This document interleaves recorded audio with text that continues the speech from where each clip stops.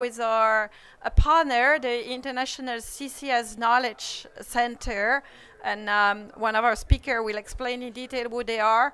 But we actually together over the last year developed it. We heard, for the one who were here in the previous event, we heard that each project is going to be different. We heard that it's a case-by-case approach, but together with the CCS Knowledge Center and as part of the GCCA mission to help to share good practices and knowledge, we developed for the benefit of our members a CCUS handbook. So it's what are the key questions that you have to ask yourself to develop a project. So I'm just opening up. Then I will pass on to Mark Walton of the International CCS Knowledge to unveil a bit of the handbook. I insist this is a members-only document. We want to give a benefit to our members, but we will explain what is in the document. And then we will have a panel discussion with our members, Holcim, Cedric Demeus, Winston Beck, Heidelberg Material, Antonis Kirkos of Titan, and Vicente of Cemex. They are not going to repeat what you heard an hour ago. Now we are into a project to illustrate the handbook. So stay. And our moderator is going to be Bez Ardi, the Vice President, Policy and Regulatory Stakeholders Relation at the International CCS Knowledge Center. So I think by now everyone knows, but maybe there is still someone in the room who doesn't know this is the GCCA roadmap. We are using all the levers, but we need CCUS. And according to the GCCA roadmap, this is 1/3 of the emission reduction towards 2050 is relying on these technologies, both a combination of use and storage, but it's really key. And that's the handbook we are going to talk about. And I can say our members are very, very happy with the development. So now, Mac, because we are running beyond schedule, so I pass the floor on to you.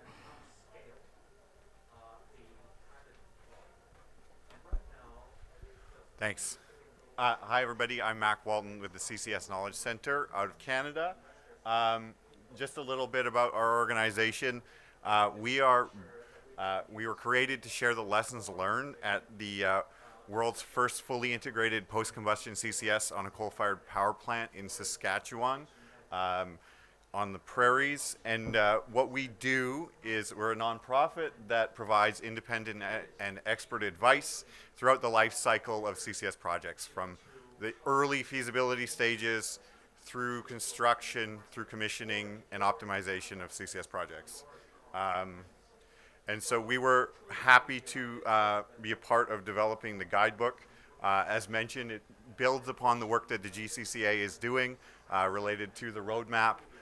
They have the wonderful progress report, booklets that are out that were released yesterday, and it shows a lot of the progress that's being made onto these important CCS projects, which, as mentioned, represent about 1/3 of emission reduction for the cement industry to get to net zero.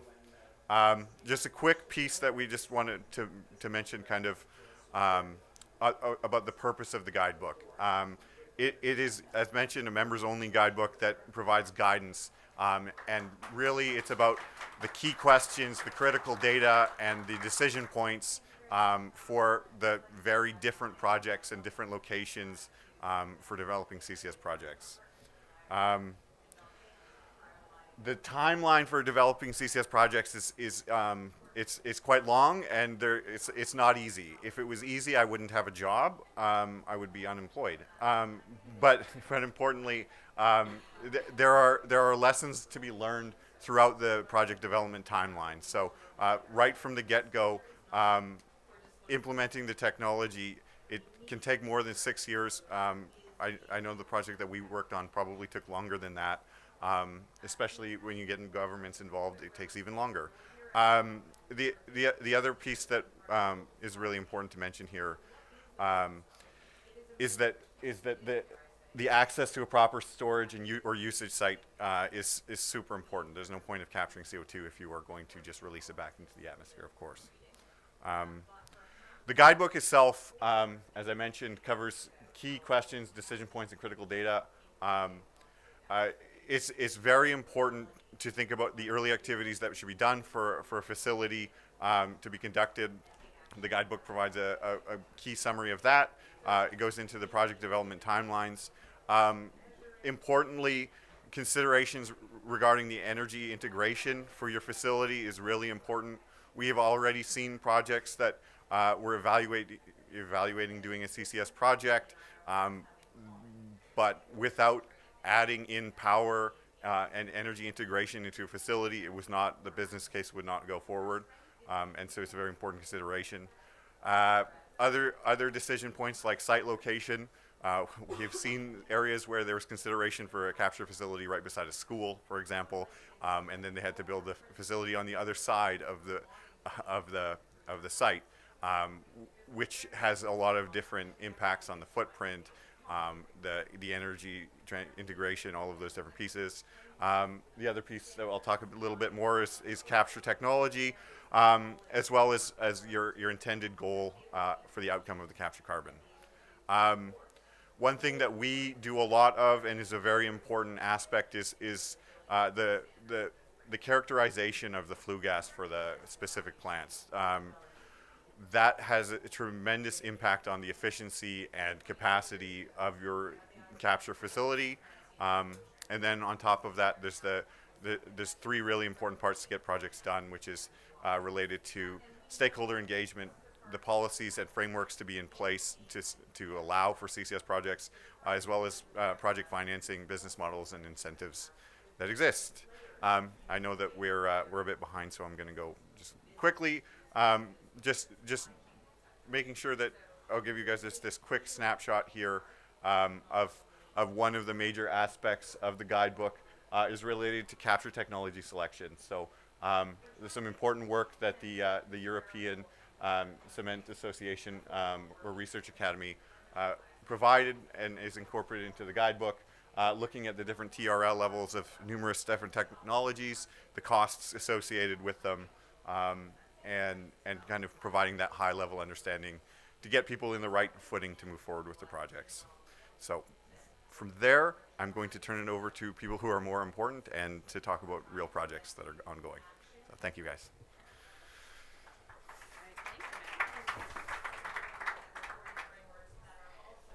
Thanks, Max, so much. Thanks to everybody for being here today. So I'm Beth Hardy-Vallejo. I'm the Vice President of Policy, Regulatory, and Stakeholder Relations at the International CCS Knowledge Center. And you know what?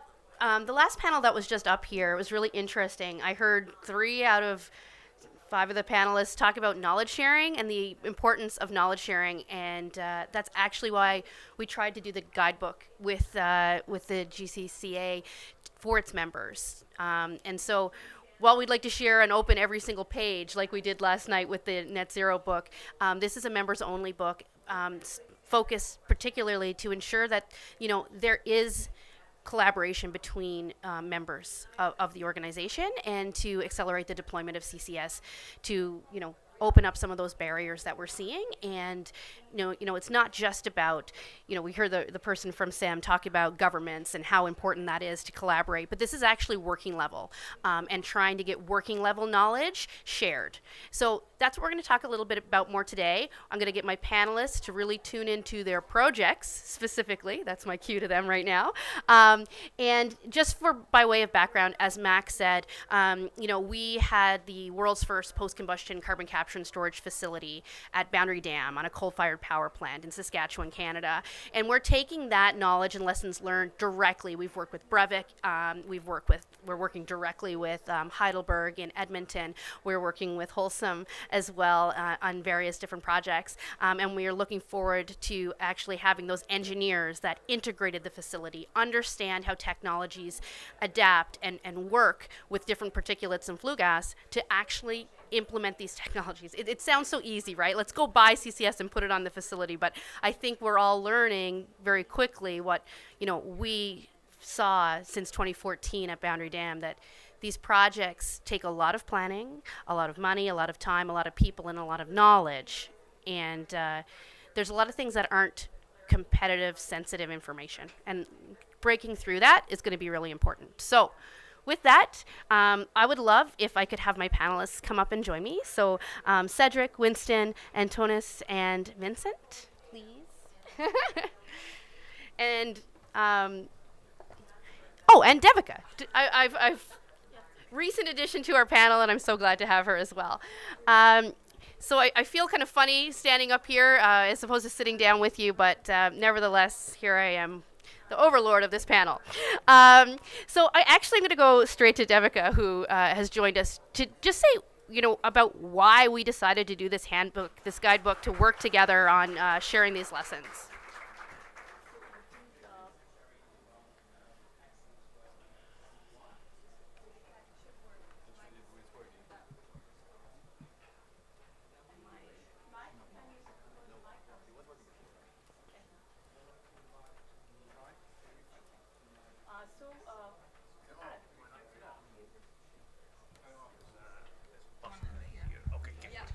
From here.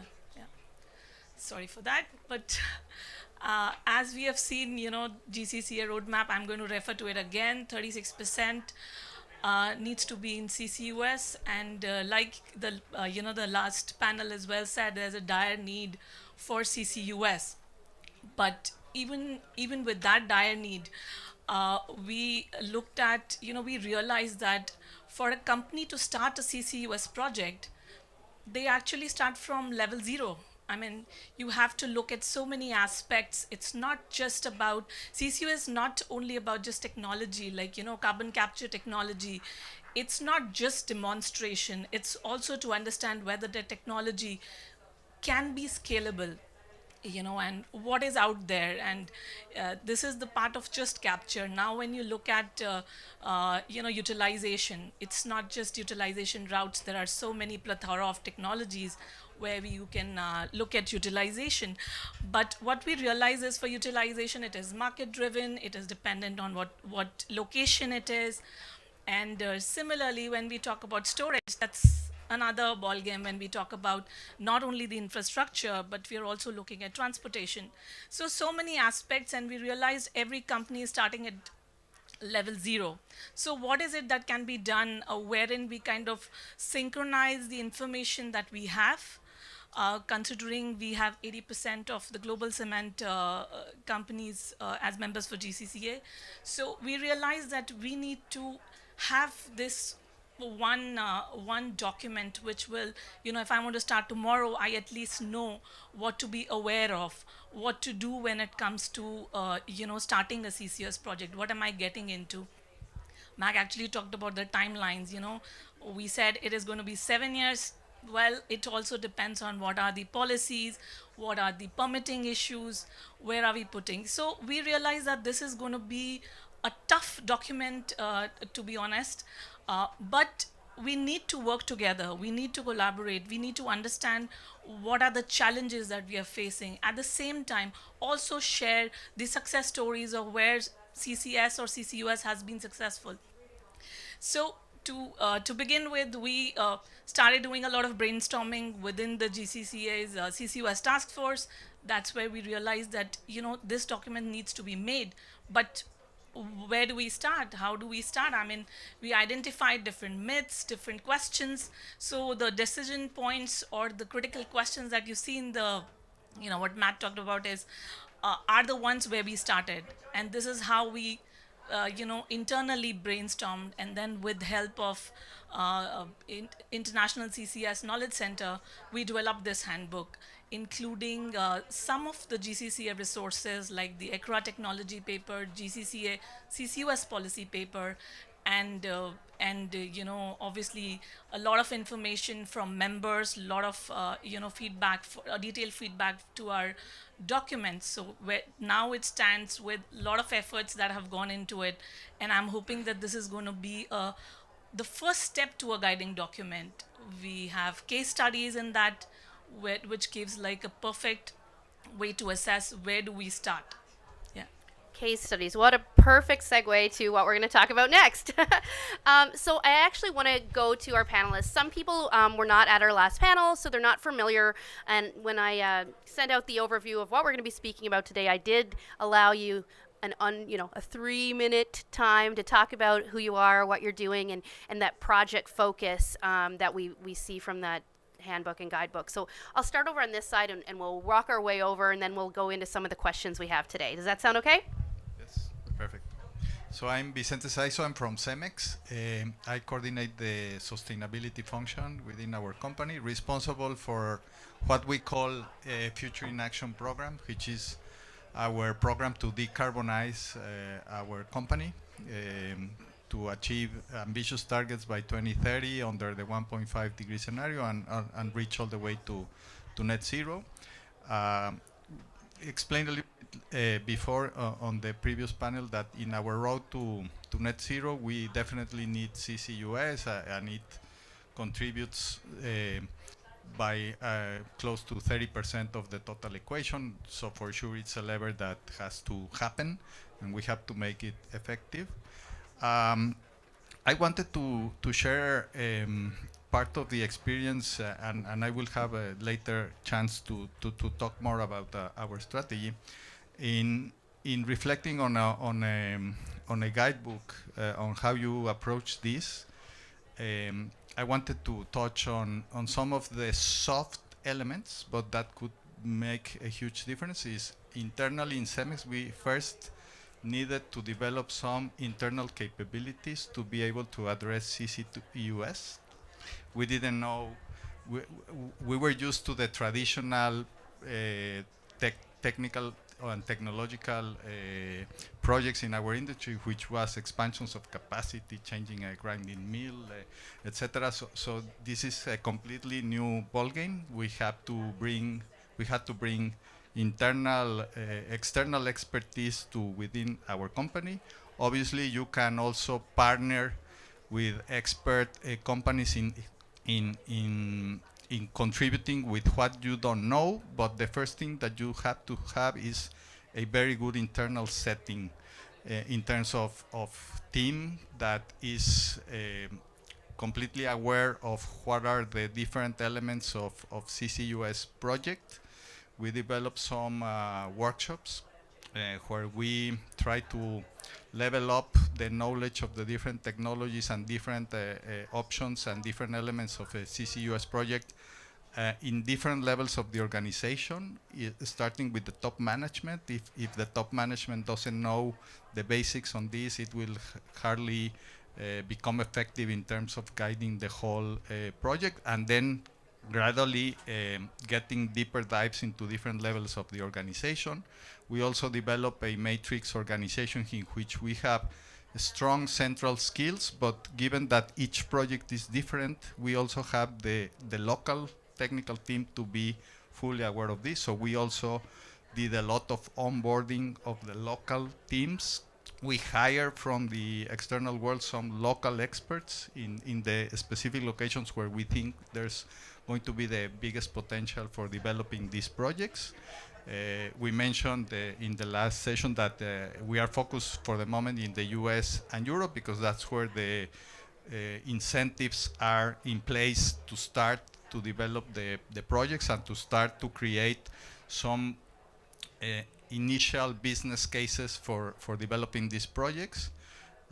Perhaps I can bring to the table the example of working in the US, and we have two focus areas, which is California and Texas, where we are developing projects, and each location is very different. And there are some things that you think that are going to be easy to solve, but when you start to get into the details, are not so much.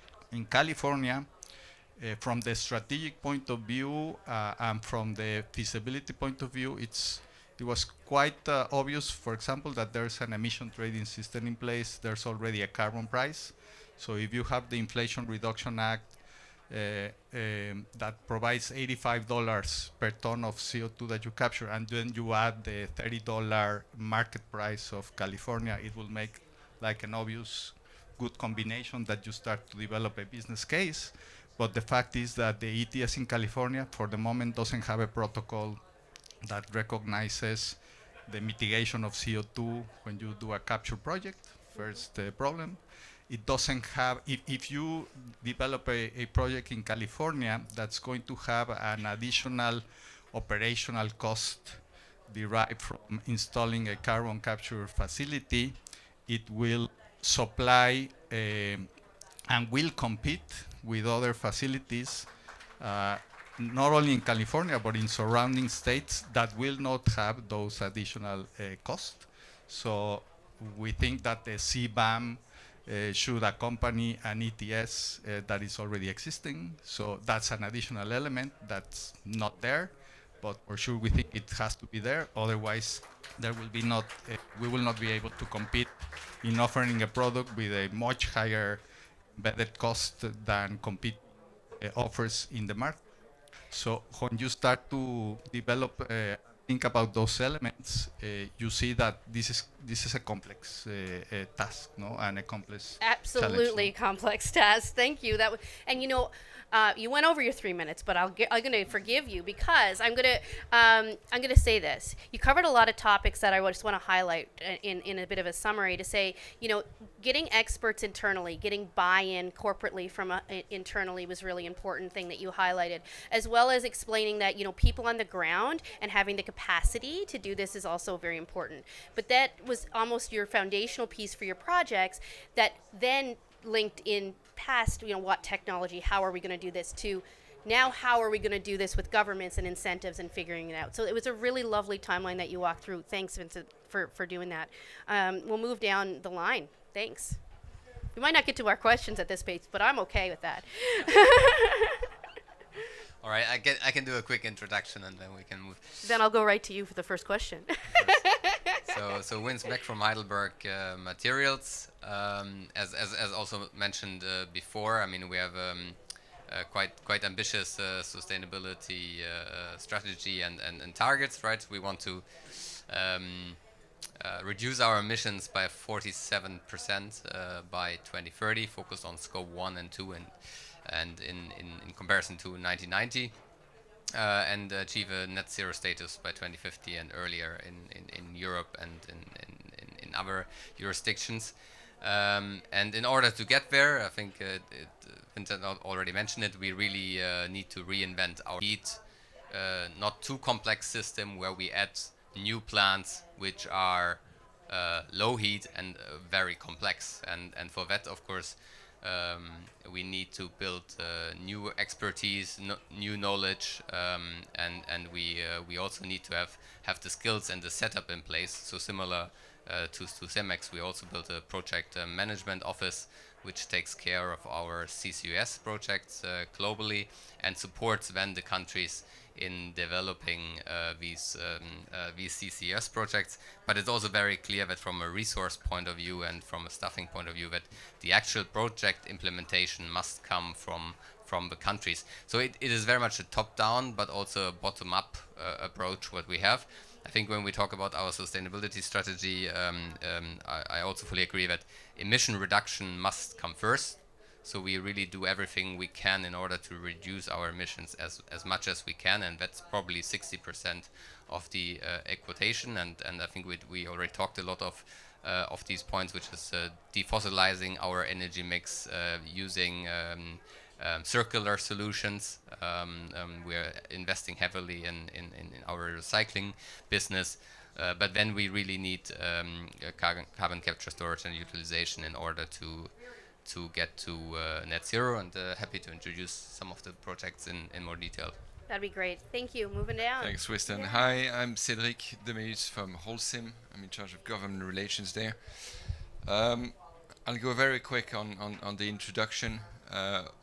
CCUS is one of 4 levers that we focus on in terms of our CO2 reduction strategy in the Net Zero Ambition 2050. I'll focus solely on the CCUS pillar. Where are we today? We started a few years back. I remember I had a couple of colleagues that knew a little bit about CCUS. They were in our research center in Switzerland. 2 guys. We've moved today to a fully fledged corporate team that has all the expertise from technology to energy to public policy in a regulatory framework, and so on and so forth.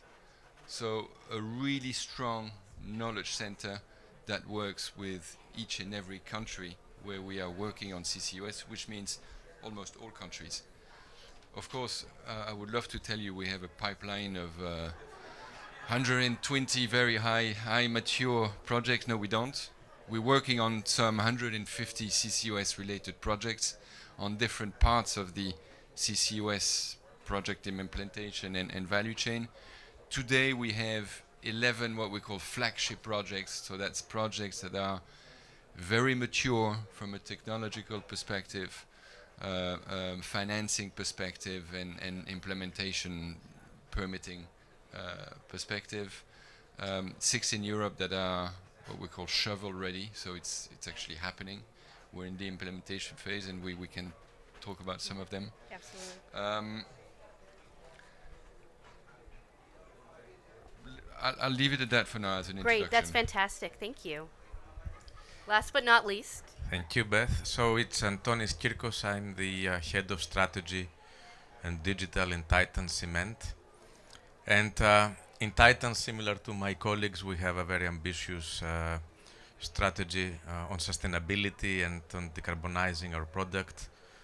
We are committed to reduce our scope 1, 2, and 3 emissions by more than 20% by the end of the decade versus 2020. And that will be done through a combination of levers. We will very significantly increase our share of alternative fuels. We will increase our alternative fuels by 2.4 times versus what we had in 2020. We will reduce our clinker factor.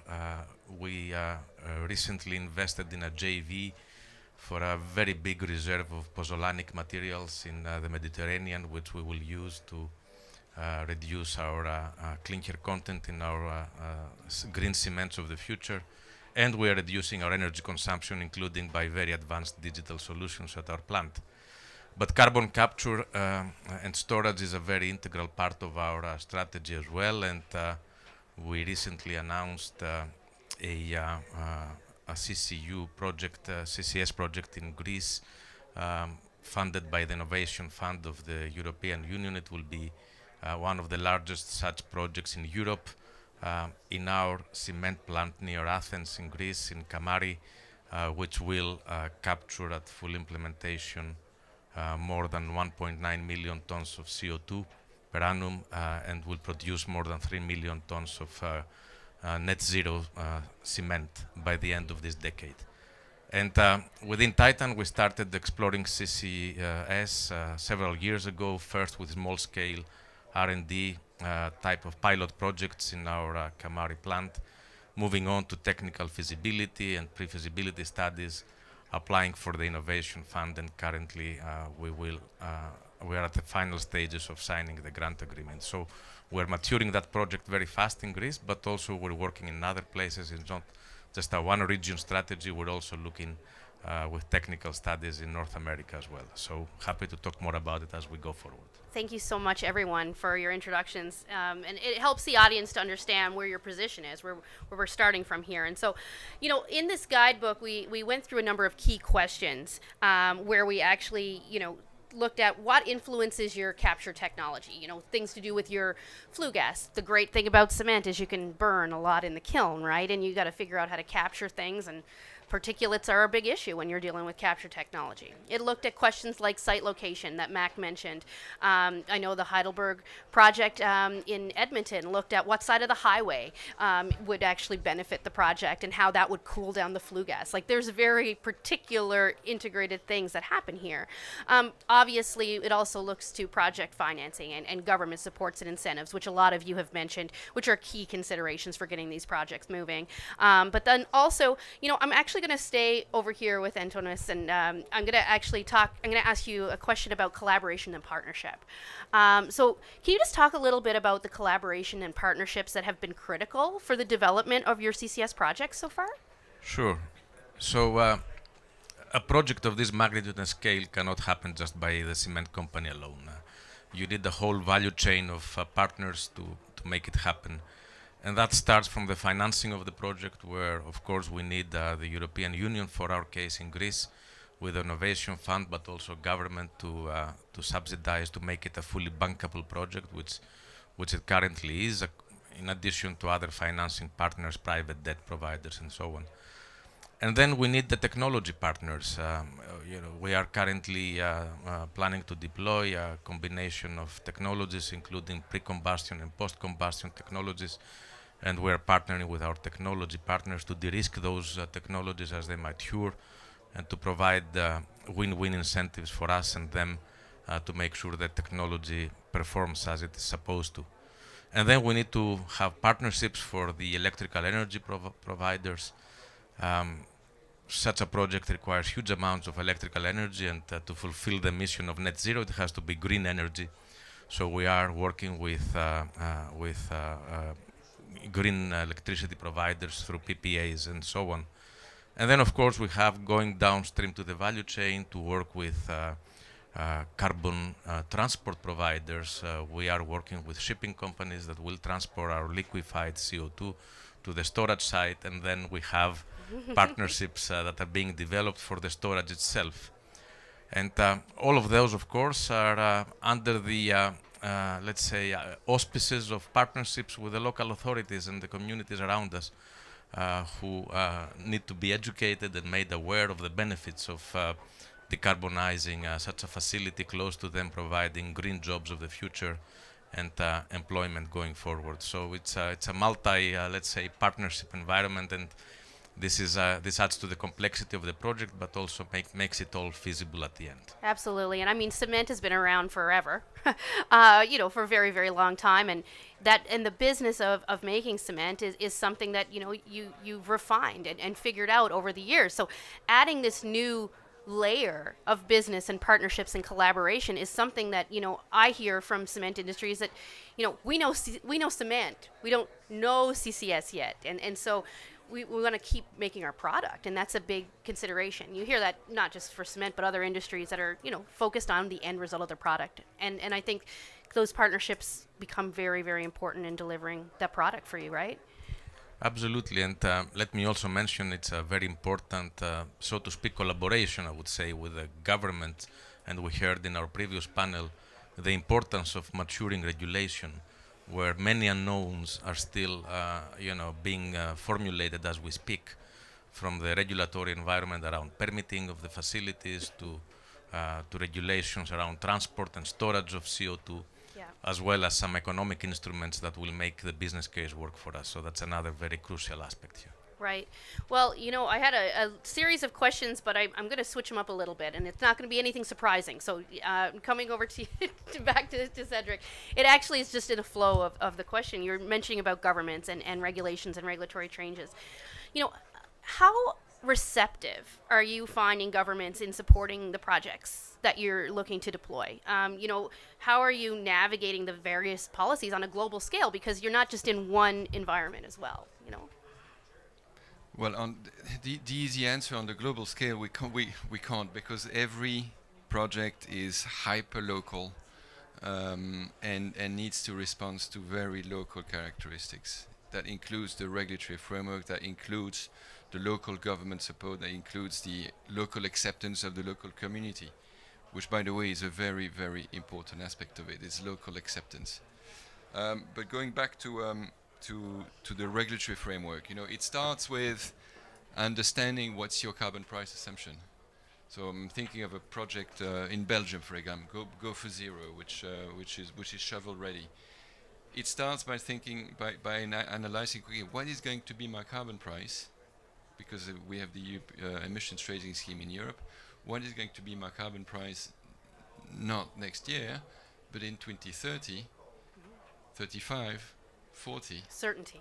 That is an integral part of your business case, in that it's influenced by, it's a market, it's a free market, but it's also heavily influenced by the development of the regulatory framework. So we've been working on a project for 10 years, and suddenly we see arriving the CBAM in Europe, the Carbon Border Adjustment Mechanism, which will have an influence on the free allowances and the way ETS works and how we will be treated under the carbon pricing mechanism, and it has a massive impact on the on the business case and the economics of the project. So a lot of head scratching to start with, and there it's the specificity of Europe is that it's at European level with little involvement of the local governments.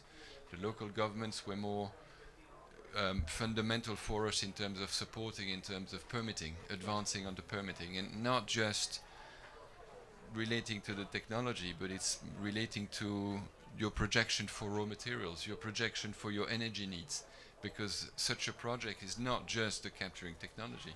How are you going to power it? In some of our countries, in Croatia, the first question was there, where are we going to get the power from? How are we going to get the green power from? And the response to that is, again, different from project to project. In Belgium, it's going to be, it's a partnership with an energy provider where we're putting 28 gigawatt hour of solar power on lakes that we own in partnership with company Total. That is done there because we have the space and we have this technology which is in deployable in partnership with another technology provider. The response will be completely different in other countries.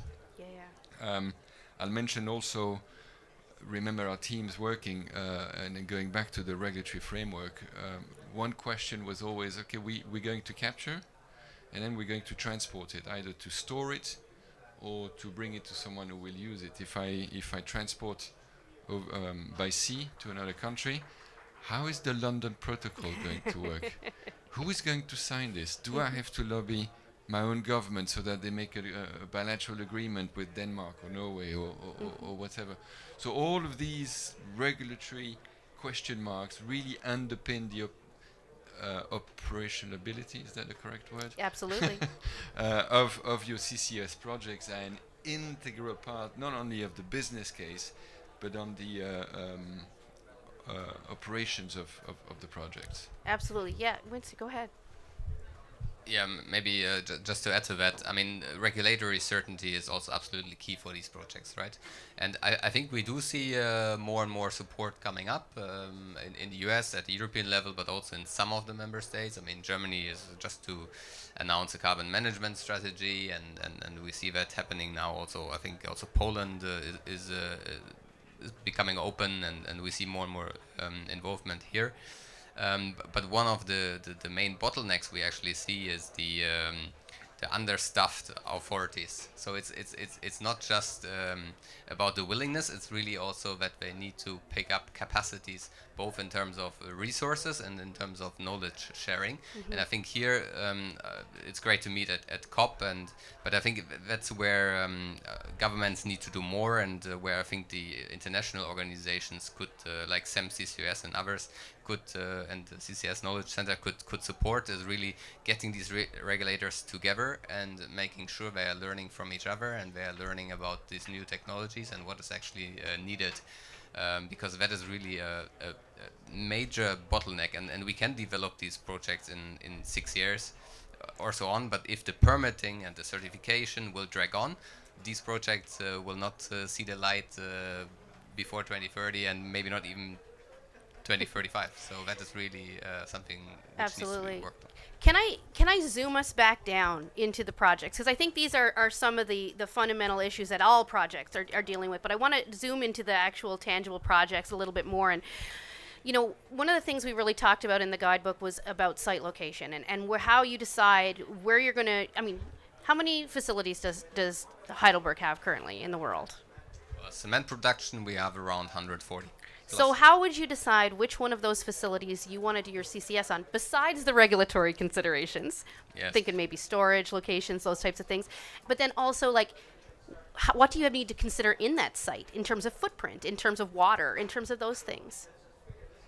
Yeah, so I mean, it's true. So we are looking at all the sites. I think the storage availability is actually a key one, as well as the incentives. But then, of course, we are also looking at the customers, like where would we deliver it, and will we have the demand?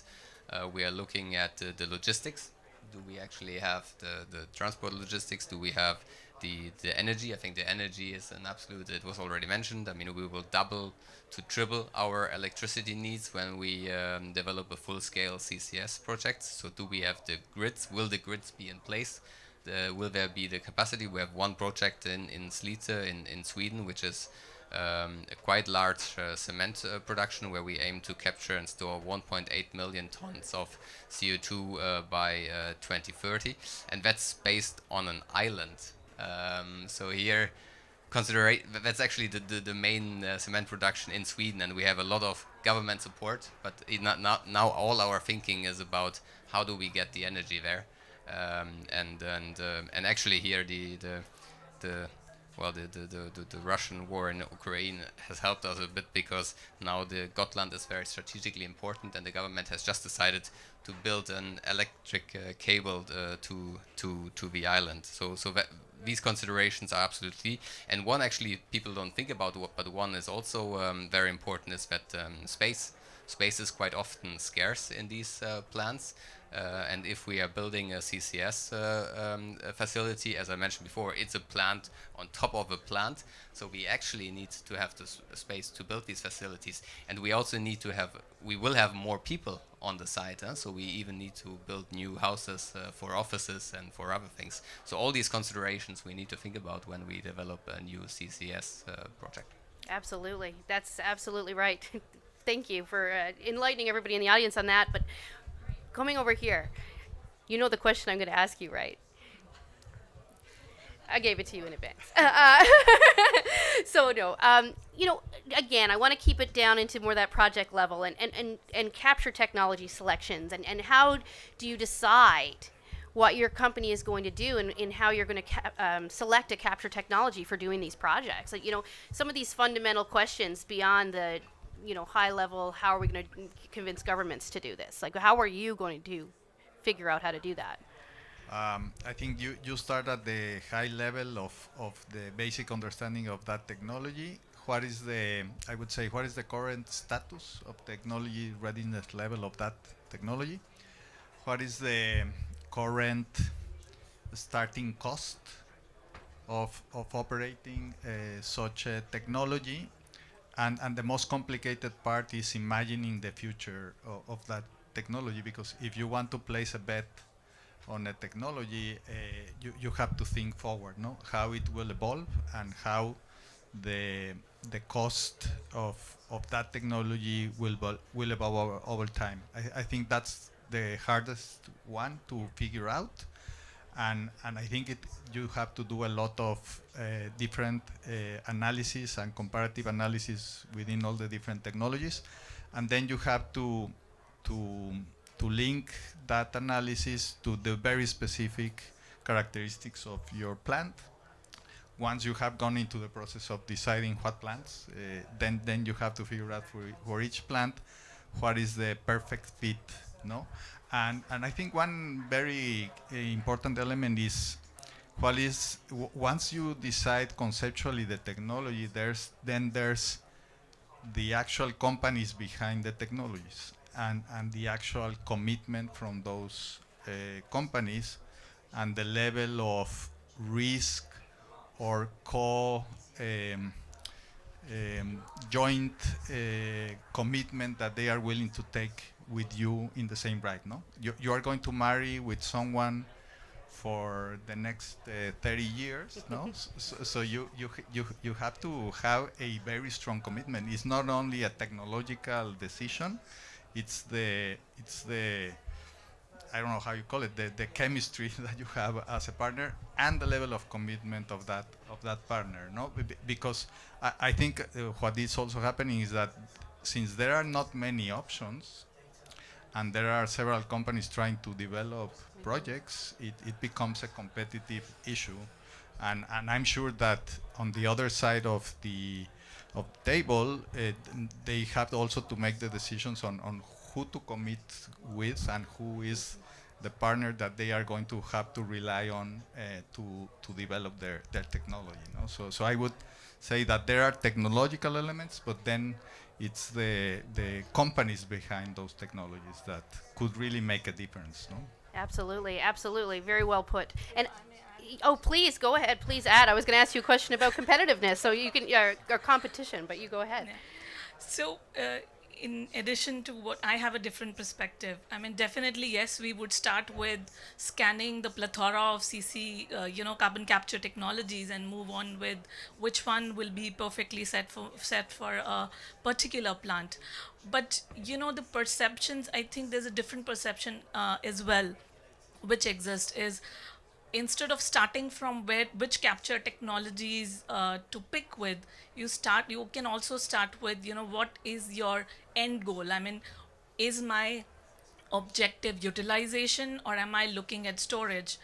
uh, I think if we have the end use of what we are going to do with that CO2, uh, you know, selection of plants, yes, there are different ways to do it, but as other panelists have already said, but I think it's important to understand that even a different approach wherein we look at what are we going to do with that CO2 is another approach. You start with that, and some of the technologies are already at higher TRLs which can be implemented, but it's a tough question to go. And what was the other one?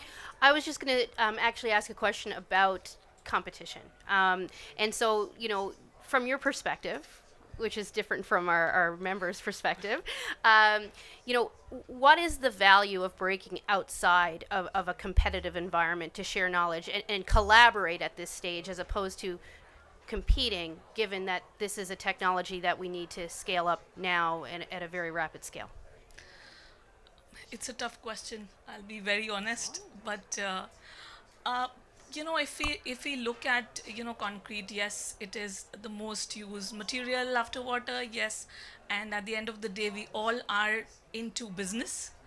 So competition, I would say yes, there will be competitiveness on how is it going for every company. But what we have realized in when we were developing the handbook was also the eagerness to learn from the successes, or also to understand what are the things that will not work for a CCUS project. So even though it is critical for the industry to collaborate, definitely under the competition law, we have to follow some boundaries. But I would say that it is very critical to collaborate if we really want to achieve a net zero target. I don't see that happening without industry being maybe a little open, which we are already trying to do.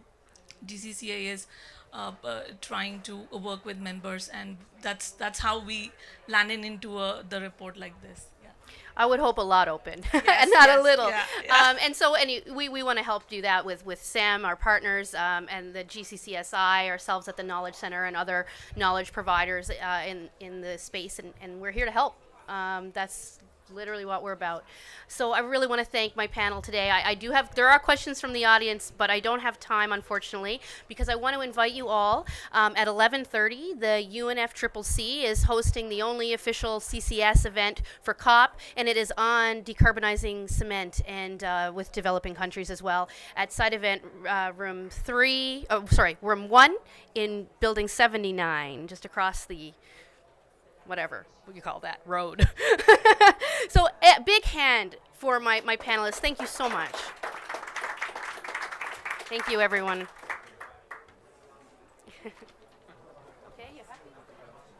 Yeah, thank you. Thank you.